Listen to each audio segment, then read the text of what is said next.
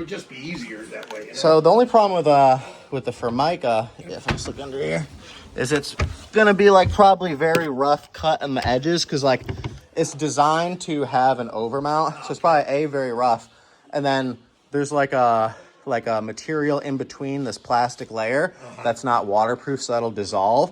Okay. So like, what is it? I talked to like 3 of our dudes and they're like, no way. And then one gentleman, Mike, was like, I mean, maybe when you take this out, it's gonna be super rough on the edges. You have to find a way to make it really rough and then put like some kind of banding to make it waterproof. Okay. So he was kind of saying for this, it's kind of like, that's like a maybe with like him figuring something out. All so right. It's kind of like overmount is really kind of just with Formica, just kind of how it is. Okay. Micah's telling me, but if you want, we can quote a new sink for it. Something like that, clean up this edge, scrape that off, maybe get like a bigger flange. Counters and give me a price on the counters too. I'm happy with the cabinets. I don't need cabinets. I got you. There's nothing really wrong with them. Yeah. Good shape. It's just. I got you. If you get a new floor, new counters, it's basically like a whole new space, pretty much. Right. Then if you were to paint the cabinets, painting cabinets is way more expensive than people think. So you got to put the plastic on everything. If it's got like this grain, you want to fill that grain and stuff like that. You got to fill that. Look myself. Yeah, I got you. Oh yeah, because painting these cabinets. Everything in my brother's house, he painted all his are all white and stuff. Yes, it probably costs them like $5,000 to $8,000 to have it painted professionally. I bet some people charge like insane prices because there's like a lot of liability with the cabinets if the painter messes it up. Right. So they're like. And then painting chips too.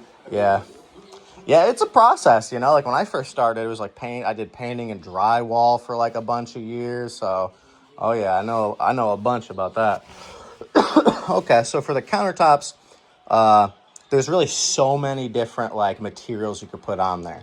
You know, people get like some fancy Taj Mahal level, like, you know, stone and stuff like that. Granite, they got. Exactly. You can get like a lower level granite that can have even the patterning of like a nicer, you know, like stone finish. But then they have like, you know, sort of like manufactured counters, like similar material, but just like a newer look. So I can take some measures for this. And then, you know, we usually use like Gothic Stone and Marble right in Southington. Okay. We have a pretty good relationship with them. So, you know, when we have like subcontractors and stuff, we tell them like, hey man, give us like a wholesale price. You give us like 15, 20% off. We sell it to our clients, you know, like 25, 30%, you know, what is it? Based on the price you give us, some are only like 5 or 10% above kind of whatever, basically. And we handle like, you know, organize that all. So that's what we do is we go to everybody, try to get that wholesale price, and we're like, we'll give you all of our installs, you know? Yep. So I'll take some measures, take some videos, get their square foot price on stuff, and then, you know. If you can, break it down. Yeah. If you could just give me a price on just doing the floor. Yep. And then. Absolutely. Yeah, that would be great. Cool. That'd be great. Totally, man. Yeah, no problem. Okay, let me take some measures of this.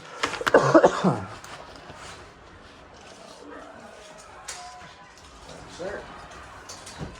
I get a ballpark here, it's pretty good. Give us prices just for the floor, and then the countertops and the sinks will be separate. Yes. So this way here we get a better idea. Yeah, 7 by 3. This section 7 by 3. Thank you, sir. No problem. Yeah, 7 by 2. Right here, 7 by 2 to the stove.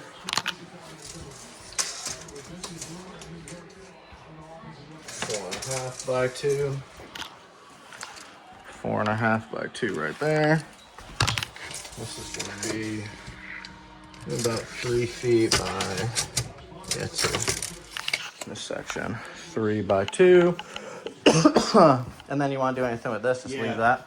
Yeah, I'd like to redo that too. Yeah, we could just sand it, you know, put like a finish on it. You want like a stain or something, we could leave it natural. If you leave it natural, like it'll kind of make the variation in the colors pop again. Okay. If you stain it a little bit, it'll make them pop even harder, kind of.